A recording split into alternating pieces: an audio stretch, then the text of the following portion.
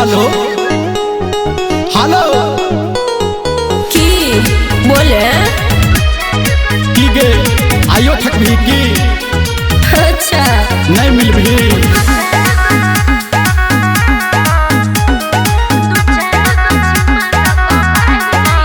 गे कोना प्यार वाला गाड़ी छोरी हमर बढ़ते तोरा चक्कर में ई जवानी ही जरते कोना हते अच्छा गे कोना प्यार वाला गाड़ी छोरी हमर बढ़ते तोरा चक्कर में ई जवानी ही जरते सबर कर। रोज फोन के कहला जाग जइहे रे सुना बाज घर के पछाड़ी बारी आब जइहे रे हाँ। दू चार गो चुमा लक भाग जइहे रे क्रिया छो तो सुन ले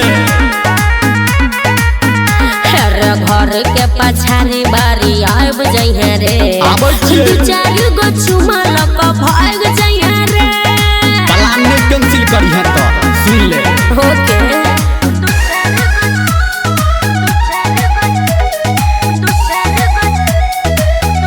माँ गायत्री रिकॉर्डिंग स्टूडियो।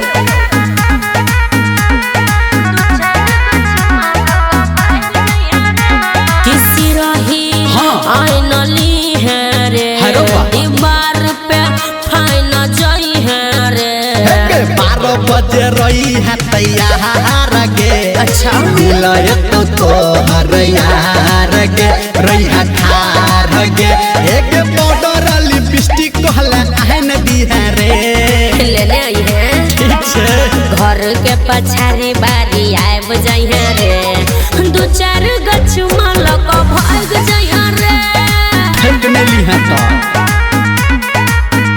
अरे घर के पछाड़ी बारी आब जई है रे दू चार गछु मालक भाग जई है रे अखने से मूड बने छे ओके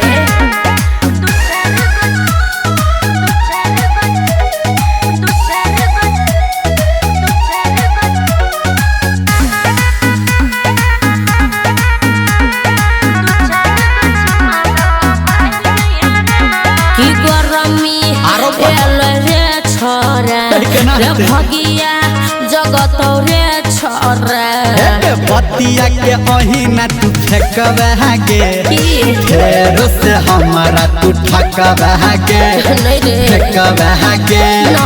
कहले धर्मेंद्र के सब पहन दी है रे से तो कहने रहियो आहा घर के पछाड़ी बारी आब जई है रे अच्छा। दू चार गछु मालक भाग जई है रे